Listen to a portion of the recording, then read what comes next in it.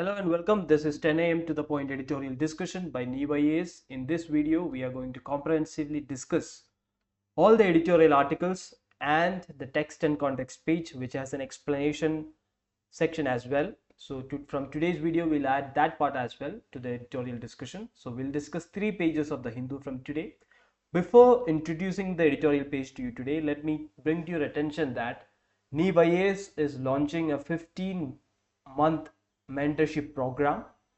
So it will be a comprehensive package that focuses on the idea of mentorship for students. All details of this mentorship program will be covered in a video, the link of which is given in the description of this particular video. You can also check out the NEVIA's Telegram channel for the handout of this particular video, the editorial discussion, as well as the monthly current affairs magazine.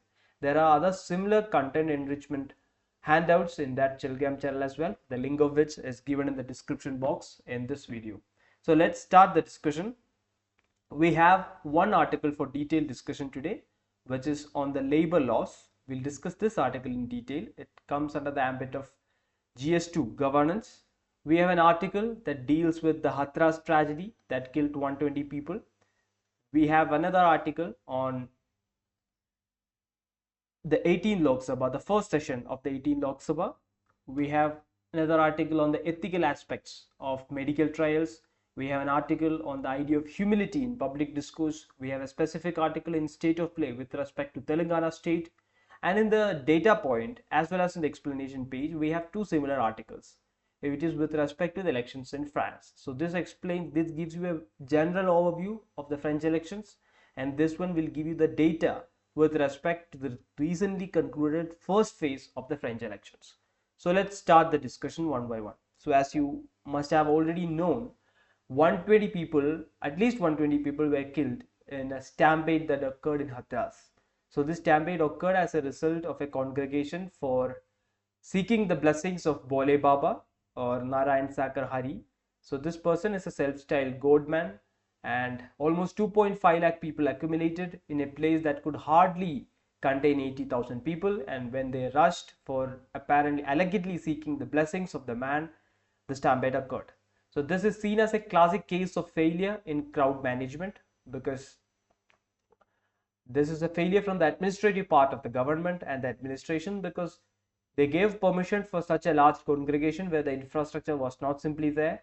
It also raises questions on post-disaster management, because you can see bodies piled up for post-mortem outside government hospitals. So that also reflects upon the administrative failure when it comes to dealing with disaster after it has occurred.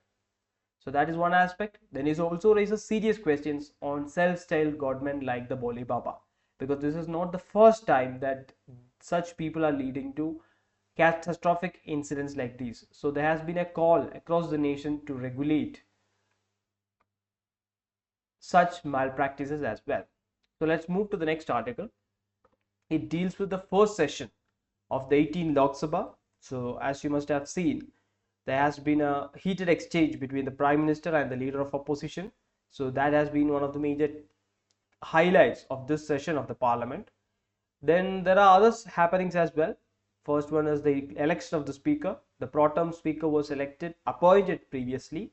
There was some controversy regarding that. And in the first session, the speaker was elected. Om Birla got elected as the speaker. And there was some contentions because opposition fielded a candidate and the pro tem speaker went for voice vote. So in voice vote, it is difficult to ascertain majority. The speaker goes by his discretion. So usually the party with the majority wins voice votes. The opposition didn't make an issue out of it. They accepted the mandate, and both the opposition leader and the Prime Minister welcomed the speaker to the dais. Then the speaker appointed a committee to frame rules on oath taking. As a whole, the Parliament was very vibrant. There was a culture of debate that sprouted in the Parliament. The editorial concludes by saying that there should be a sense of purpose for the parliamentarians, because they represent the people in the highest seat of democracy. So there should be a sense of purpose and a spirit of accommodation. They should function with a spirit of accommodation, and that's how the editorial concludes this session on the 18th Lok Sabha's first session. Now we have an article on ethical aspects of medical trials. This is written by a person who has been a whistleblower in the Ranbaxy case. Ranbaxy is a famous drug or a famous medicine. So in with regard to that, this person blew a whistle, just like Julian Assange in the WikiLeaks case. So he touches upon that aspect in the article itself. He starts off with an incident. He says that recently a letter was written to the Prime Minister's office as well as the Health Minister, citing the violations, the ethical violations in the conduct of clinical trials when it comes to Bharat Biotech's Covaxin. He lists down the clinical trial violations, which were variations in the informed consent procedures. So this is a problem because people who were enrolled in that were vulnerable populations. So when vulnerable population are included in clinical trials, they often lack the ability to comprehend the consequences of it. So the violation of informed consent often takes place. They cannot take an informed decision. They can give the consent, but that consent may not be informed.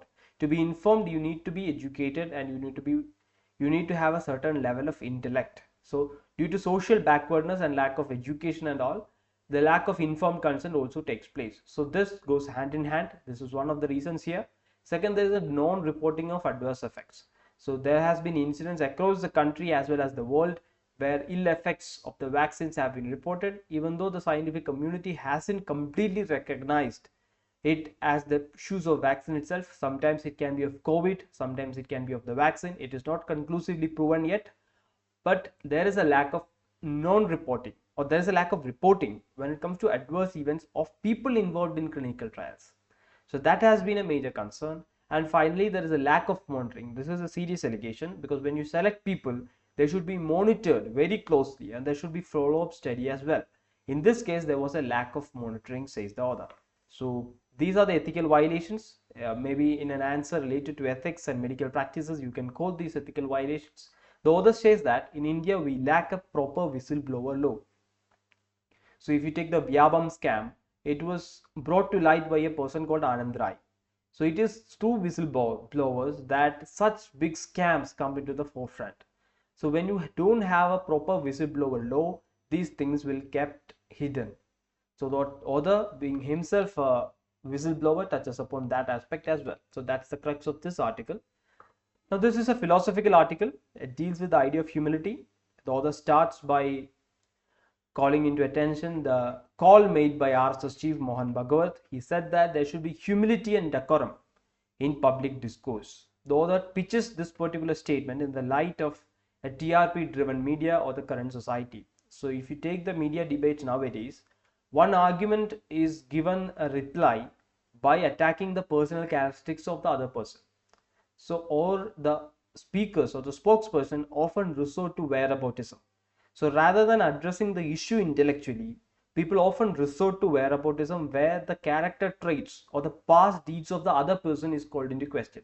So this is an issue of lack of decorum and humility, says the author. So to avoid that or to overcome that, one needs to train their individual character. It's a matter of individual character to speak with decorum and humility in public spaces. And speaking or training individual character is often undermined in today's world. The author goes back to the time of French Revolution and brings in the ideas of Montesquieu, and he says that Montesquieu has given a call for education because it is through education that people can be enlightened citizens. It is only enlightened citizens who can take forward great ideals in the society. A similar line of thought was shared by Ambedkar as well. Ambedkar said, even though we have a well drafted and highly idealistic constitution, the constitution can be prevented by the people who manage it. That is why Ambedkar called for a constitutional morality. So with the social or religious morality, we cannot enact a constitution in letter and spirit. To enact a constitution or follow it in letter and spirit, one needs to have constitutional morality, and that comes with the training of the individual character. So that's how the author connects this idea with great thinkers. And he finally concludes it by drawing a study of a comparison between Western philosophy and the Mahabharata. And the author says that he quotes a study, and the study argues that even gods benefit from humility. When you have humility, you will have a 360-degree view of things, and that will benefit even gods. So it's a philosophical article. You can take it as to your wish for ethics as well as the essay paper. Now finally, we come to the state of play article. It deals with the state of Telangana today, and it deals with the allocation of the call blocks. So recently the government launched the 10th round of the commercial coal block allocation. With respect to Telangana, coal allocation or the coal extraction in Telangana started in the pre-independence period in the 1900s as well. So Telangana established a public enterprise, public sector undertaking called the Singaleri Collieries Coal Limited, and they have been extracting coal from there, and the stakes have been diluted, some of which went to the central government, but it is a public sector undertaking.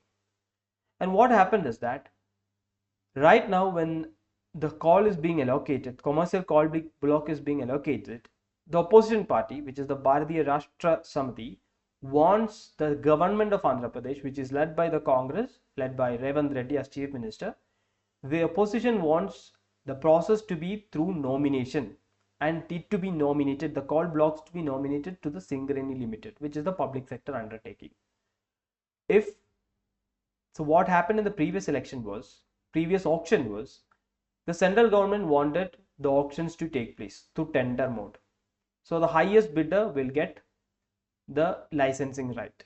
When there's a process of highest bidder getting the licensing, the Telangana state government asked the Singareni Limited not to participate in the election on the auctions. As a result, it went for the private parties. So if the same thing repeats, if tender repeats, and if Singareni is not participating, the BRS or the opposition says that it will lead to the eventual decline of the public sector enterprise. For that, to prevent that, there should be a nomination process where Singareni is directly allocated coal blocks. So this is the issue. There is no decision on it conclusively yet, and in the coming days we are expected to have a conclusive decision on it. And now we come to the article, the Hindu data point. It deals with the French elections. So the first phase of the French parliament elections concluded in last Sunday. And this is a snap elections because the French parliament was dissolved by President Emmanuel Macron in a premature stage. And this was because of the European Parliament elections, which took place where the French president's party, the centrist party, which got a setback at the hands of the National Ally, which is a right-wing party, far-right party. So you first understand the nature of politics in France. You have a National Ally, which is the far-right party. Then you have a centrist party, which is led by the president. And you have a new Popular Front coalition, which has all the left-wing parties like the Socialists, the Greens, and the Communists. So at the end of the first phase of elections, this party got almost 32% vote share. This party got 29% vote share, and the centrist party got 20% vote share.